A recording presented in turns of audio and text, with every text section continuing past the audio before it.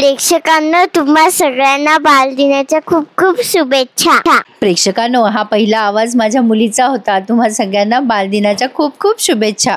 तर आता आपल्या मालिकेच्या रिव्ह्यू कडे वळूयात. तर तू भेटेशी नव्याने या मालिकेचा आजचा म्हणजे 14 नोव्हेंबरचा रिव्ह्यू तुम्ही ऐकत आहात. तर सुरुवातीला आपण बघतोय की गौरी त्या माणसांना तिथून कटवते आणि सांगते की आमच्या दोघांचे भांडणं झालेत आणि हे माझे मिस्टर आहेत. ते दोघेही जण तिथून काहीतरी बोलून जातात या दोघांना. तर आता गौरी म्हणते, कधी सांगायचे कॉलेजमध्ये लग्नाबद्दल, सांगा बरं. अभिमन्यू सर म्हणतात, बघितलं ना हे कसं झालंय, मला उगाच पुढे आणखीन चर्चा करायची नाही, या विषयावर विषय बंद. सर आता गौरीला म्हणतात की चल बस आता पटकन. गौरी म्हणते नाही नको. अभिमन्यू सर म्हणतात काय फालतूपणा आहे हा. आता त्यांना वाटतं ही जरा जास्ती सिरियस घेतीये का. मग आता गौरी म्हणते अहो नाही, तुम्ही पुढे जा, मला घरच्यांसाठी भाजी घ्यायची आहे. अभिमन्यू सर काही न बोलता पुढे निघून जातात. बिचारी गौरी तिथे विचार करते, काय बाई काय माणूस आहे, नको म्हणलं तर गेले खुशाल. एखादा असता आता थांबला असता माझ्यासोबत, मला मनवायचं सोडून खुशाल स्वतःच रुसले. दगड आहेत दगड. तुलाही हाऊस आहे ना गौरी दगडावर डोकं आपटून घ्यायची. आता भाजी घ्या आणि रुसवे काढा घरी जाऊन. आता इकडे बघा प्रेक्षकांनो, ही अर्पिता पोचली बाबा त्या पाचपुतेंच्या घरी. गौरीची आई येते आणि म्हणते हो पाचपुते इथेच राहतात, आपण कोण. अर्पिता म्हणते मी कोण आहे हे यांना विचारा. तिथे गौरीचे बाबा बसलेले असतात ना, त्यांच्याकडे बघून ती बोलते. आता गौरीचे बाबा म्हणतात अरे ताई तुम्ही या ना, बसा बसा.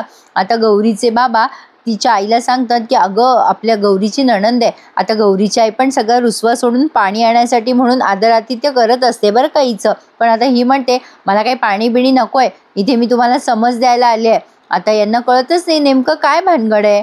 आता ही लगेच अर्पिता म्हणते बरोबर आहे, तुम्ही दोघं असंच दाखवा तुम्हाला काही माहिती नाहीये म्हणून. तुम्ही ज्या कारणासाठी तुमच्या मुलीला आमच्या घरी पाठवलंय ना, ते कारण कधीच पूर्ण होणार नाहीये हे इथे सांगायला आली आहे मी. आम्ही काय तुम्हाला मूर्ख वाटलो, तुम्ही आम्हाला लुटाला आणि आम्ही शांतपणे बघत राहू का. आता गौरीचे बाबा म्हणतात ताई असं काय बोलताय तुम्ही. आता लगेच अर्पिता म्हणते तुमच्या मुलीने एक एक रंग दाखवायला सुरुवात केली आहे बरं का. गौरीची आई म्हणते कशाबद्दल बोलताय तुम्ही.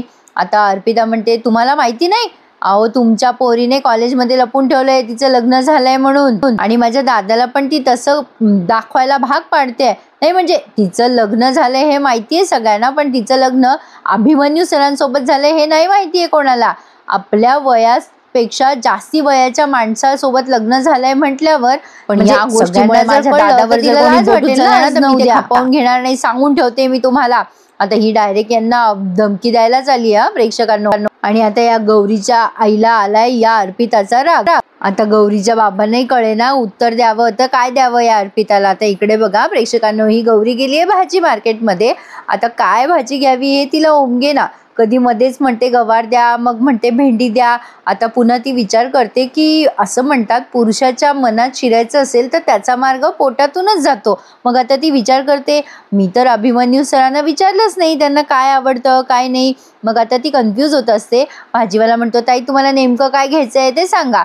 आता गौरी जरा विचार करते, खूप वेळ आधी ठरवते भरली भेंडी करूयात, मग ठरवते नाही भरलं वांग करूयात.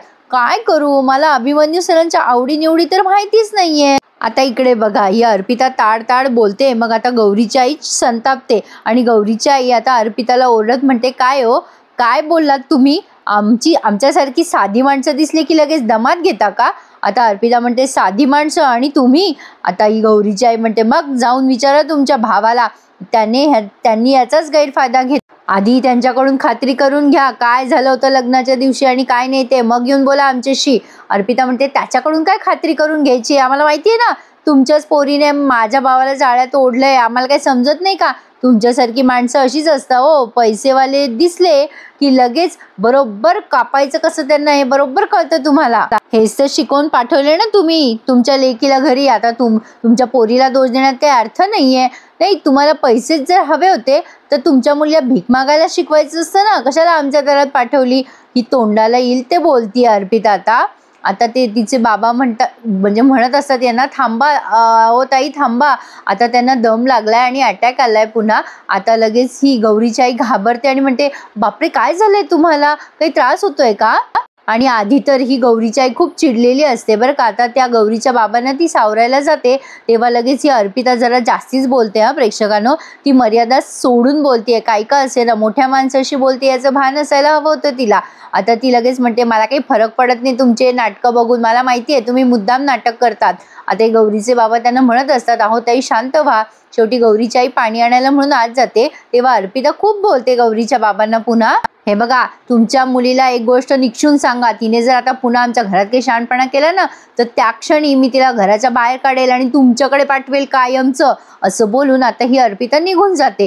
गौरीच्या आईला काही समजेच ना, ही बाई डोक्यावर पडली की काय आणि इतकं का बोलून गेली ही. आता इथे गौरीला सापडलाय दुधी भोपळा. ती ठरवते की अभिमन्यू सरांसाठी दुधी भोपळाच करायचा, कारण त्यांच्या एका मीटिंग मध्ये दाखवलं होतं ना, अभिमन्यू सर बाजारात आले असतात, मराठी शिकवतात त्या मुलाला, तेव्हा गौरीने दुधी घेतलेला असतो तेव्हा अभिमन्यू सर तिला फायदे सांगतात दुधीचे आणि घरच्यासाठी 3-3 दुधी घेतात. तर तिला असं वाटतं अभिमन्यू सरना दुधी आवडत असेल, पण नेमकं गौरीला तो आवडत नाही. ती विचार करते जाऊ दे ना, तुला नाही आवडत तर काय झालं गौरी, अभिमन्यू सरांना दुधी आवडतो ना, एवढं काय त्यात, तुझ्यासाठी दुसरी भाजी कर. पण आता ही भाजी खाऊ घालते अभिमन्यू सरांना, नाहीतर माझा नवरा सकाळपर्यंत असाच खडूस कांद्यासारखाच राहील. तेवढ्यात गौरीच्या आईचा फोन आलाय तिला. गौरी खूप खुश होते आणि विचार करते अरे वा, आईने मला फोन केलाय, बाबांनी समजवलं असेल आईला. आता लगेच ती फोन उचलते आणि म्हणते आई कशी आहेस तू, बोल ना.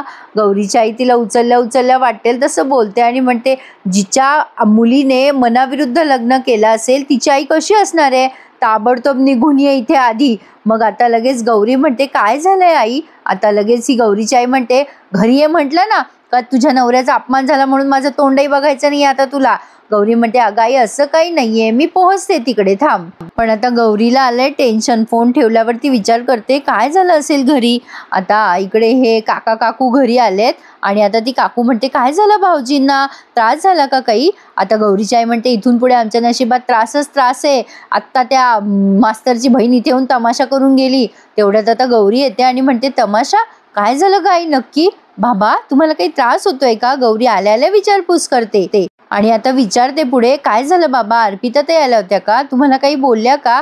आता गौरीची आई गौरीला खूप बोलते, पण त्यांचं बोलणं काही अंशी मला छान वाटलं, म्हणजे बरं वाटलं प्रेक्षकांनो. आता बघा त्या म्हणतात काय ग गौरी, आता आई वडिलांचं आधी ऐकायचं नाही, मग खोटी काळजी दाखवायला असं यायचं. आता गौरी म्हणते अगं आई काय बोलतेस तू. आता ही गौरीची आई म्हणते मोठ्या बाता मारून लग्न केलं होतंस ना ग त्या मास्तरशी, आता कॉलेजमध्ये सांगायला लाज कशाला वाटते ग. गौरी काहीतरी बोलायला जाते तेव्हा ती चिडते तिची आई आणि म्हणते एक शब्द बोलू नकोस अजिबात. काय ग, अगं त्यांना असं वाटतंय की पैसे लाटायला त्या मास्तरशी लग्न केलंयस तू. अगं तू तिथे कोणाला आवडत नाही तुला माहिती आहे ना, मग कशाला तिथे चिटकून राहतेस ग. लाज नाही वाटत का तुला, का तिथला बंगला बघून या 2 खोल्याची लाज वाटायला लागली आहे तुला. गौरीला काही बोलूच देत नाहीत त्या. आता ते गौरीचे बाबा म्हणतात काय बोलतेस तू, आपली गौरी अशी नाहीये. आता त्या म्हणतात आत्ताच अपमान करून गेली आहे तुझी नणंद इथून, तरी पण तुझ्या बाबांचा आंधळा विश्वास आहे तुझ्यावर, आपली गौरी अशी आपली गौरी तशी. आता लगेच ही काकू म्हणते असं काय बोलता वहिनी, नंदा अशाच असतात तुम्हाला माहिती नाहीये का. अहो वहिनी आपली गौरी लहान म्हणल्यावर थोडं नमतं घ्यावंच लागेल ना तिला. आता गौरीची आई म्हणते नमतं घ्यायचं म्हणजे काय, म्हणजे आपला मान सन्मान गुंडाळून ठेवायचा आणि पायाशी लोळण घ्यायची ना.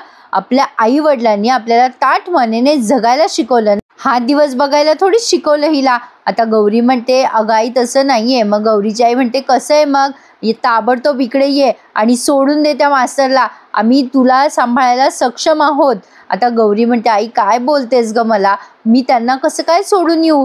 हे बघ आई असं नको बोलूस ग, माझं लग्न झालंय आता आणि ते घर सोडून मी इकडे नाही येऊ शकणार. नवरा आणि घरचे त्याचे सगळे आयुष्यभराचं नातं असतं हे तूच शिकवलं ना मला.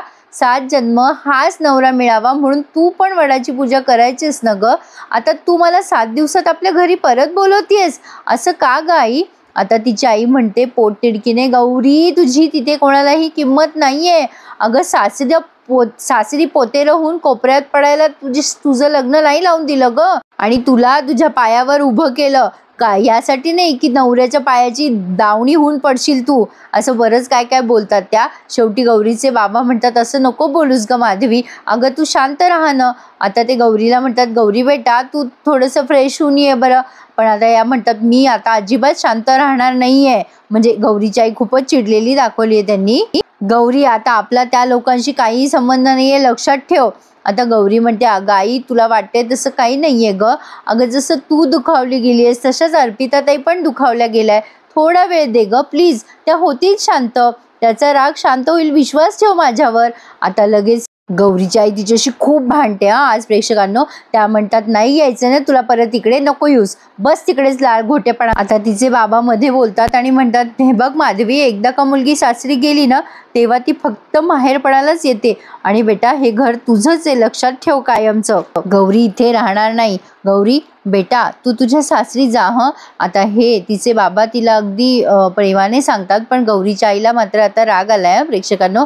त्या या दोघांकडे बघतात आणि आता तिथून निघून जातात. गौरी तिची आई गेल्यानंतर तिच्या वडिलांच्या गळ्यामध्ये पडून फार रडते. तिच्या आईचा राग किती आहे बापरे. खरं तर त्या चांगलं समजतात, पण त्यांची पद्धत चुकीची आहे. तर आता इथे बघा गौरी घरी आलेली असते आणि आता ती भांडे घासते आणि आता अर्पिता एक एक भांडं आणून देत असते, हे पण घास ते पण घास. बिचारी गौरी, तिचा हा सासूरवास कधी कमी होईल ते तिलाच माहिती. आता गौरी अर्पिताला म्हणते, थांबा ना अर्पिताताई, मला जरा बोलायचं होतं तुमच्याशी. अर्पिता थांबते. गौरी म्हणते, अर्पिताताई तुम्हाला हवं ते मला. म्हणजे बघा ना अर्पिताताई, नात्यांचं असं आहे की भांड्यांसारखं असतं ना. म्हणजे जर भांडी आपण वेळच्या वेळेला स्वच्छ केली नाही तर ती आपण वापरतो का, तसंच नात्यांचं सुद्धा असतं ना. अर्पिता म्हणते, कसली हौस आहे ग तुला, उगाचच आपलं काही बडबडतेस, हे नात्यांची फिलॉसॉफी वगैरे तुझ्या आई वडिलांनी शिकवलं असेल ना तुला. गौरी म्हणते, हे बघा अर्पिताताई, या सगळ्यात म्हणजे काहीही संबंध नाही आहे माझ्या आई वडिलांचा, तुम्ही यात घेऊ नका हो त्यांना. आज तुम्ही माझ्या घरी जाऊन जे काही माझ्या आई वडिलांना बोललात ना, त्यामुळे माझ्या बाबांना खूप त्रास झालाय. अर्पिता म्हणते, होय काय, आणि तुझ्यामुळे माझ्या दादाला त्रास होतो त्याचं काय, एवढे वर्ष त्याला त्या कॉलेजमध्ये पुजलं जायचं आणि आता तुझ्यामुळे त्याला कॉलेजमध्ये किती काय काय ऐकावं लागतं, नाचक्की होते त्याची, असं झालंय त्याचं काय ग, त्याचं काय गौरी, बोल ना. माझ्या दादाने ज्या विद्यार्थ्यांसाठी जीवाचं रान केलं, आता तेच विद्यार्थी त्याच्या पर्सनल लाईफबद्दल चर्चा करायला लागले आहेत, चर्चा रंगवत आहेत. तुझ्या घरच्यांना होतो तो त्रास आणि माझ्या भावाला होतोय तो त्रास नाही का, एक शब्द बोलू नकोस. तुझ्यामुळेच माझ्या दादाला खूप त्रास सहन करावा लागलाय, त्याची नाचक्की झाली आहे वगैरे वगैरे खूप काही बोलते हे अर्पिता. आणि तिला म्हणते, यापुढे इथून पुढे जेव्हा जेव्हा माझ्या दादाला त्रास होईल तेव्हा तुला आणि तुझ्या घरच्यांना हे सगळं सहन करावं लागणार आहे, लक्षात ठेव. आता असं बोलून ती निघून गेली आहे. अर्पिता गेल्यानंतर गौरी विचार करायला लागते, अर्पिताताई तर बरोबर बोलतायत, ह्या गुंता मला सोडवावाच लागेल. जर हा गुंता मी सोडवला नाही तर ह्याची निर्गाठ बसायला वेळ लागणार नाही. हा गुंता तुला लवकरात लवकर सोडवावा लागेल गौरी, असा विचार करून आता ही गौरी गेली आता कॉलेजमध्ये. आता बघा प्रेक्षकांनो तिथे काय काय घडलंय. गौरी अशी मनाशीच बडबड करत तिथे उभी आहे, पण आता त्यांनी कॉलेजचा प्रसंग दाखवलाय. आता हे सगळे स्टुडंट आहेत, यांना प्रश्न पडलाय की अभिमन्यू सरांची बायको नेमकी कोण आहे, कशी असेल. आता हे पुष्कर वगैरे चर्चा करतात की अभिमन्यू सरांना आवडत नसेल का मुद्दाम, म्हणजे ते तिला घुंगट घ्यायला वगैरे सांगत असतील का चेहऱ्यावर. आता ही मोना म्हणते, हो असं वाटतंय खरी. आता यांचे काहीतरी चाललेत विचार, असं असेल का तसं असेल का. आता नेमकी तिथे येते अभिमन्यू सर, आणि आता अभिमन्यू सर शिकवायला लागतात आल्या लगेच. पण शिकवण्यात त्यांचं विशेष असं लक्ष नव्हतं आज, कारण की तिथे गौरी नाहीये ना समोर. आता ते गौरीच्या बेंचकडे बघतात आणि पुन्हा एकदा मागे वळतात आणि बोर्डवर काहीतरी लिहायला. अभिमन्यू सर गौरीच्या बेंचकडे बघत असतात, गौरी अजून का आलेली नाहीये म्हणून. आता पुष्कर मुद्दाम म्हणतो, सर तुमचं आज मूड नाहीये का शिकवण्यात. आता अभिमन्यू सर म्हणतात, तुम्ही आधी अभ्यासाकडे लक्ष द्या आणि आता ते पुढे शिकवणार. तेवढ्यात आता गौरी अशी डोक्यावर पदर घेऊन वर्गाच्या बाहेर उभी आहे. आता सगळ्यांना प्रश्न पडलाय, ही कोण आहे, आणि सगळ्यांना मुद्दाम गौरीने उत्सुकता निर्माण केली आहे असं म्हणायला हरकत नाहीये.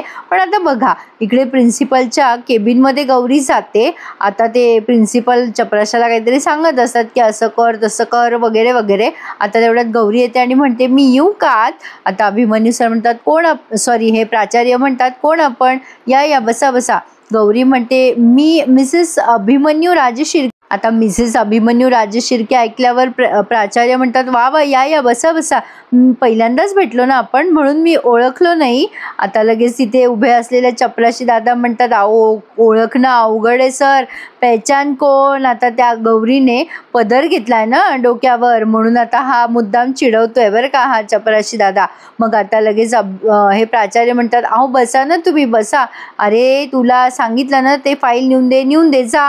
आता तिथे बसते गौरी. आता लगेच प्राचार्य सर म्हणतात, वा वा मिसेस राजे शिर्के, बसा ना, तुम्ही खूपच उत्तम बोलता हो मराठी. आता गौरी म्हणते, हां काय, हां नाही म्हणजे ना म्हणजे काय ना, माझं एज्युकेशन इथेच झालं आहे ना महाराष्ट्रात, म्हणून मला मराठी छान बोलता येत असते. आता या गौरीने खम्मागडी वगैरे म्हणजे ती राजस्थानी झाली आहे बरं का प्रेक्षकांनो. आता गौरी पुन्हा म्हणते की आमच्याकडे ना ते नवीन असं म्हणजे माझ्या बापूसाकडे असं घुंगट घेत असतो आम्ही, अशी पद्धत आहे आमच्याकडे, म्हणजे सरांकडे नाही आहे तशी पद्धत, आमच्या बापूसांकडे अशी पद्धत आहे. ती काय बोलतीये यामुळे मलाही कन्फ्युजन झालं आहे. आता प्राचार्य सर म्हणतात, अभिमन्यू सरांशी जरा बोलावं तर लागेलच मला. आता पुढे काही बोलणार प्राचार्य सर, तेवढ्यात अभिमन्यू सर तिथे आले आहेत. खरं तर प्रेक्षकांना मला समजलंच नाही गौरी अशी का गेली आहे प्राचार्यांसमोर. आता गौरी विचार करते, बापरे अभिमन्यू सर आले म्हणजे माझी वाट लागली. आणि टेन्शनमध्ये गौरी आणि हा एपिसोड त्यांनी पूर्ण केला. सॉरी प्रेक्षकांनो, आज मला खूपच उशीर झाला रिव्ह्यू द्यायला. तर गौरी आता टेन्शनमध्ये करावं तर काय करावं. आणि पुढच्या भागात त्यांनी दाखवलं आहे सगळे स्टुडंट तिच्या मागे लागलेले असतात की मॅडम तुमचा चेहरा दाखवा. आणि नेमकं तिकडनं अण्णा आवाज देतात, ए गौरी. आणि आता गौरी विचार करते, बाप रे अण्णा, आता काय करू मी. आणि आता प्रेक्षकांनो ती आवाज देते अण्णांना, रिप्लाय करते की हां अण्णा काय म्हणताय. म्हणजे असं अचानक झालं तिच्याकडनं, सहेतूक नाही झालं. आणि अशा पद्धतीने मिसेस गौरी राजे शिर्के अशा सगळ्या स्टुडंटच्या समोर आल्यात आणि यांचं लग्न रिव्हील झालंय कॉलेजमध्ये. तर आता हा भाग आपल्याला उद्या बघायला मिळेल. तत्पूर्वी ज्यांनी अजूनही चॅनल नसेल सबस्क्राईब केले त्यांनी चॅनलला नक्की सबस्क्राईब करा. आणि आजचा भाग कसा वाटला मला कळवा. धन्यवाद.